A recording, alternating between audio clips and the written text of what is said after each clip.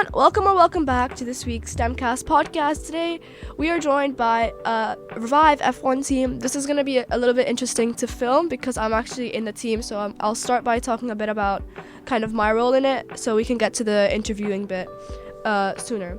So my role is marketing and media engineer, and I focus on the logo, the color scheme, social media, and kind of how everything fits together and how we're going to show it publicly. And the reason kind of I chose this role is obviously because I've got STEMcast, so we can talk about it quite a bit on this podcast, which we will be doing today. So just to start off, I'm joined by an academic scholar in year 8. So let's talk a bit about your role. So what is your role? So yeah, I'm Rhea. I'm an academic scholar in year 8, and my role is sustainability engineer. I chose this role because I'm genuinely really passionate about the environment. It's literally collapsing around us, and it really annoys me when I see people littering and using electricity as if that's because the environment is dying and as if it's not going to affect them and that's not going to come back around and going to harm the whole of human civilization. So that's why I chose sustainability. And one of my biggest jobs was working out which sustainable development goal we were going to pick as our core SDG, which we would focus on because sustainability is so wide, so we needed like a focal point to focus on. Eventually, we landed on SDG 13, which is climate action. Climate action represents an urgency to take action against climate change today. So it's all about implementing plans that will affect the future in good ways and make our future more sustainable and green. And Revive is playing its part because we've got some really exciting initiatives coming up that Hannah has so lovely publicised for me. So we work together very closely. We're the dangerous duo. So yep, I'm sustainability, and you'll be seeing a lot from me and Hannah over the next few weeks. Alright, thank you so much for that, Rhea. And now we're joined by Zahan. So Zahan, can you tell us a little bit about your role and what you do? Oh, my name is Zahan, and I'm the design and manufacturing engineer of the team. My role is to make sure to design the car and to make sure the car is up to regulations. I also have to build the car, paint, sand, and all that, and make sure it's up to regulations. So what app do you use to test the car and ensure that everything is working as it should be? The app I use to build the car is Autodesk Fusion 360. The app I use to test the car is AirShaper. The app we use to test the car has not been given to us yet. However, we have designed a basic model for the car, which is still under designing and make sure it's up to regulations.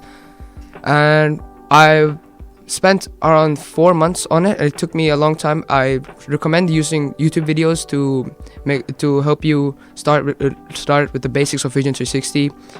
Oh, so did you learn how to use the app yourself? Like like at home and stuff without any teacher support? I did have support by my mentor or my brother. He competed last year. He competed last year, and he was a really good help to me. He made sure everything I did was up to regulations. He helped me design the car, make sure the car length and everything was right. And he also helped me at my start when I had to learn the basics of the app. Yeah, I know we're not at the testing phase yet, but how much kind of do you assume that we will have to test it once we get up to that phase? It's best if you test as much as you can, so we know if anything's going wrong before the competition, so we make sure the car is perfect. But ideally, around 5 to 6 times minimum. Yeah, that's great. We look forward to starting the testing phase soon. So thank you, Zahan. Thank you. Alright, so now we are joined by Bernie. So Bernie, can you please tell us a little bit about your role? Hi, so I'm Bernie, and I'm the project manager of the team. So what my role is that I am basically controlling all the activity. I'm overseeing all the objectives, and I've got to make sure that I've controlled the budget and all the logistics of the team just so that we're on track. Yeah, so I genuinely do have a question. Why did you start this team? Why did you start Revive? What was your main objective going into it? So after observing Ecolite's success, I realized that I had like a bright light bulb in my mind where I could actually do this. So I went to Mr. Petcar, Mr. Donnelly, and I showed them my interest. And that's where the team started. So it was like late last year, around June maybe, where I created the name Revive and the logo. And of course, it's changed many times, as you may have known. But yeah, I'm really happy with where the team is now. Yeah, so in terms of your kind of leadership skills, I've genuinely noticed that has developed a lot over the first few kind of weeks that we've been doing it. So tell us a little bit about your skills and how that has improved throughout F1. So to be very honest, this is one of the first projects that I'm taking full leadership on. I've always had support with other peers, but right now I'm not alone, but this is my first time doing it independently. And it's pretty fun, but it's really hard. There's a lot of responsibility that you have to take on. But I think I am developing it more and I also have Mr. Donnelly and Mr. Petcard to help me through that, so that's nice. Yeah, that's great. So for other people that are looking to join F1 in schools teams next year, because I'm sure it'll be very popular next year with kind of the success of E. coli and hopefully the stuff that we'll start to be doing this year, what should people expect if they want to join F1 in schools? Well, they should know that it's very hard work. It's not like a breeze and you're not going to get through it quickly. You're going to have to dedicate a lot of time to this project, and you're going to have to take on a lot of responsibility, and a lot of communication has to happen, because otherwise you're just wasting your time. Yeah, I agree. Thank you so much, Bernie. Thank you.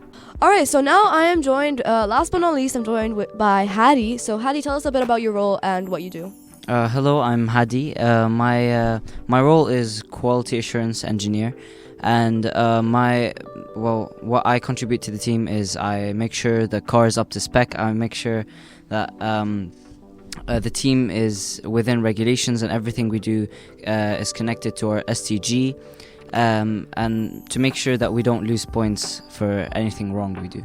Yeah, so you work closely with regulations, and how do you use your study to support you with F1? Well, I, as you may know, take physics A-level, which has helped me a lot in helping with the car, helping Zahin with the car, since, you can calculate some stuff about drag and speed and see what, could help, the gradient sometimes of the car, of the wings.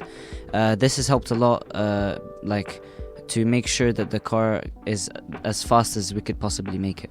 Yeah, so is this kind of the manufacturing stage or the testing stage mostly? Now, so far it's manufacturing stage. We're gonna start on the testing stage pretty soon, after we make sure the car is up to regulation, make sure everything's right, make sure it's the fastest we can make it, and then we can test it and make sure it's good. Yeah, also I know that you have a lot of very heavy A-levels, so how's it like balancing F1 with all of that?